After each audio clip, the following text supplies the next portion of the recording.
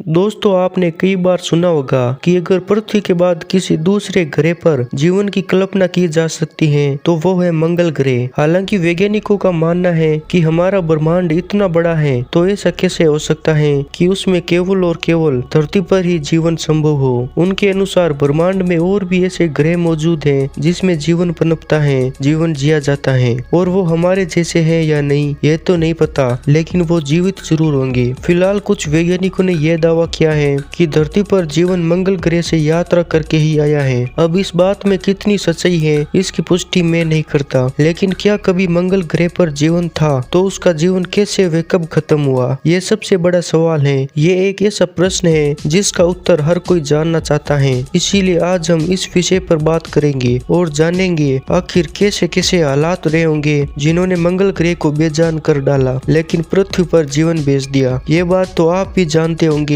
कि सभी ग्रहों का जन्म तारे से होता है और हमारे सौर मंडल के सभी ग्रह भी हमारे सूर्य से ही जन्मे हैं। अब हमारा सूरज सबसे गर्म पिंड है, इसलिए इस लिस्ट में जन्मे सभी ग्रह भी बेहद गर्म होंगे। लेकिन ग्रहों के पास खुद से गर्मी पैदा करने का कोई जरिया नहीं था, इसलिए उन्होंने ठंडा होना शुरू कर दिया। ये प्रक्रिया करोड़ों साल तक यूं ही चलती रही। मंगल ग्रह जो कि पृथ्वी से काफी छोटा है और सूर्य से भी इसकी दूरी कहीं ज्यादा है, इसलिए मंगल ग्रह पर करोड़ों साल पहले ही आदर्श तापमान बन गया था। जब जन्म के करोड़ों साल बाद भी हमारी पृथ्वी एक आग के गोले की तरह थी, तब मंगल ग्रह पर अच्छा तापमान था और वहाँ पर स्वच्छ पानी के सागर बहने लगे थे और अतीत में पानी बहने के सबूत हमारे खोजी यानों ने ढूंढ निकाले। हमें मंगल पर पानी होने के सबूत मिले हैं। मंगल के इन्हीं महासागरों में सूक्ष्म बैक्टीरिया जन्म लेने लगे और किसी भी ग्रह पर जीवन की शुरुआत बैक्टीरिया के रूप में ही होती है, जबकि बड़े जीव बनने के लिए फिर उन्हें एक लंबा समय तय करना पड़ता है,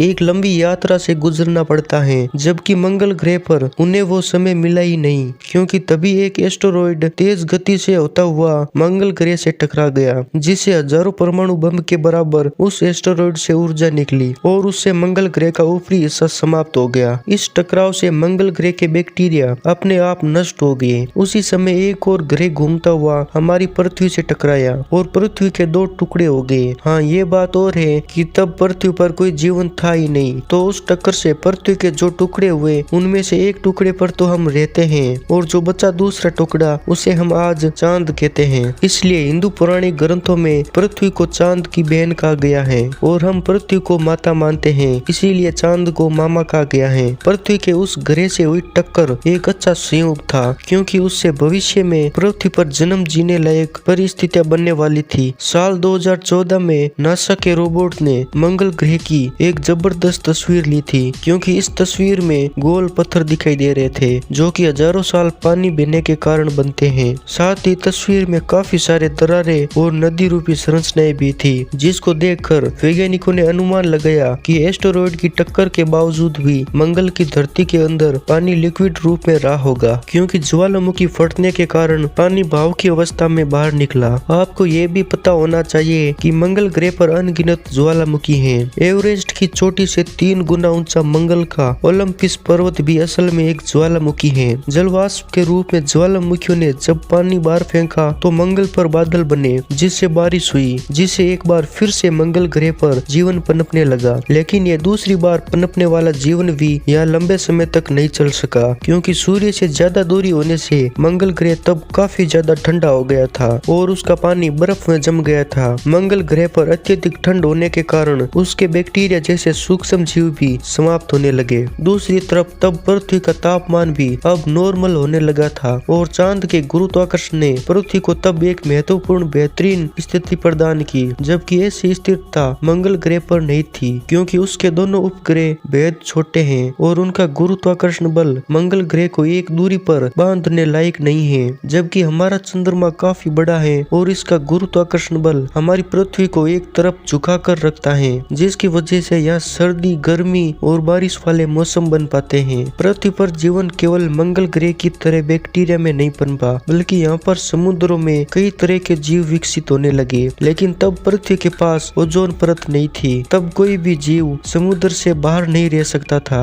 लेकिन पृथ्वी पर आदर्श तापमान के वजह से बैक्टीरिया का निर्माण हुआ, जो सूरज की गर्मी को सहन कर सकते थे। उस अनोखे घटनाक्रम के जरिए बैक्टीरिया जीवन के लिए एक बेहतरीन पदार्थ का निर्माण करने लगे जिसे हम ऑक्सीजन कहते हैं। तब पृथ्वी पर मंगल ग्रह से कई ज्यादा ऑक्सीजन बन गई थी और जब सूरज की घातक अल्ट्रावायलेट किरणें ऑक्सीजन के अणुओं पर गिरी तो ऑक्सीजन के दोनों परमाणुओं ने अलग होकर ओजोन परत का निर्माण किया और पृथ्वी के चारों ओर ओजोन की मोटी परत बन गई जो सूर्य से निकलने वाली घातक किरणों को सोखने का काम करने लगे। अब पृथ्वी का वातावरण काफी अच्छा हो चुका था और यहाँ के जीवों ने समुद्र के बाहर निकलकर धरती पर रहना आरंभ कर दिया था। मंगल को जीवन पनपने के मामले में पृथ्वी तब बहुत पीछे छोड़ चुकी थी। मंगल पर आधा अधूरा जन्मा जीवन पूरी तरह समाप्त हो चुका था, लेकिन धरती पर विशाल डायनासोर रहने लगे जिन्होंने 16 करोड़ साल तक पृथ्वी पर राज किया। लेकिन यह लंबे समय तक राज करना भी आसान नहीं था, इसीलिए एक उल्कापिंड के गिरने से उन विशाल डायनासोर का भी अंत हो गया। इस उल्कापिंड ने पूरी दुनिया में तबाही मचा कर रख दी थी और तापमान भी बहुत ज्यादा हो गया था। हजारों साल से आसमान से आग की बारिश हो रही थी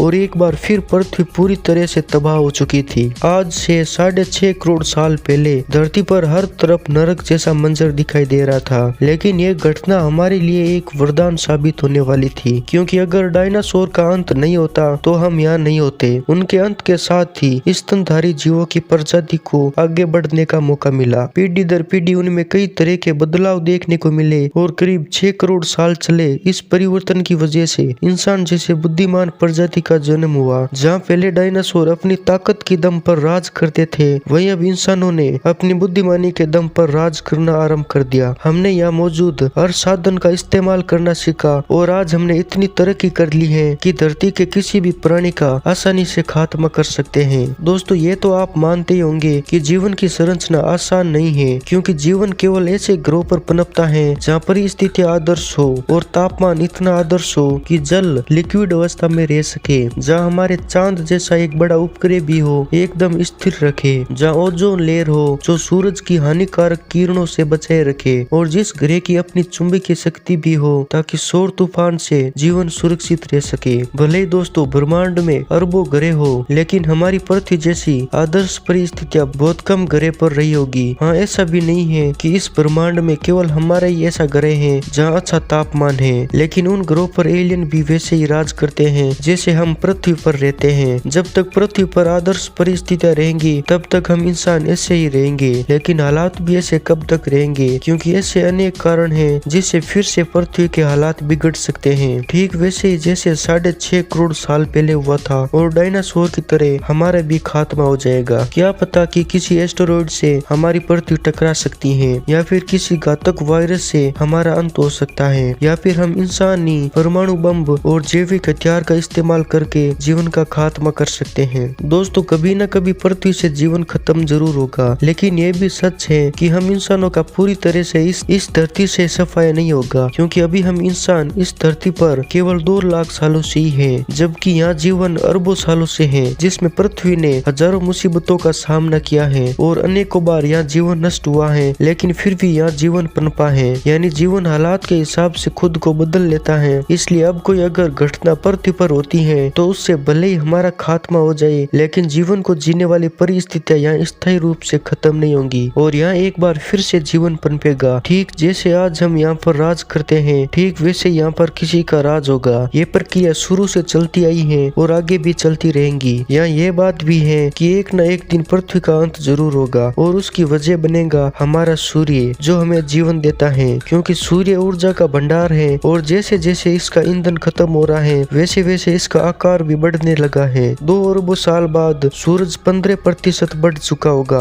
और तब पृथ्वी काफी ज्यादा गर्म हो चुकी होगी और यहाँ से जीवन पूरी तरह से समाप्त होना आरंभ हो जाएगा। और जब सूरज का ईंधन पूरी तरह से समाप्त हो जाएगा तब इसका आकार पूरी तरह से बढ़ जाएगा और उस समय सूरज का फैलाव हमारी पृथ्वी तक पहुँच जाएगा और हमारी पृथ्वी पिघलकर सूरज में समा जाएगी। इसलिए मैं इतना ही कहूँगा कि हमारी पृथ्वी अमर नहीं है और जिस तरह किसी भी चीज का जन्म होता है ठीक वैसे ही हमारी पृथ्वी का भी जन्म हुआ है और जिसका जन्म हुआ है उसका अंत अवश्य होगा। आज की वीडियो में बस इतना ही। अगर आपको वीडियो अच्छा लगा तो एक लाइक जरूर करना और आगे भी ऐसे ही इंटरेस्टिंग वीडियोस देखने के लिए चैनल को सब्सक्राइब करके बेल नोटिफिकेशन ऑन जरूर कर लेना।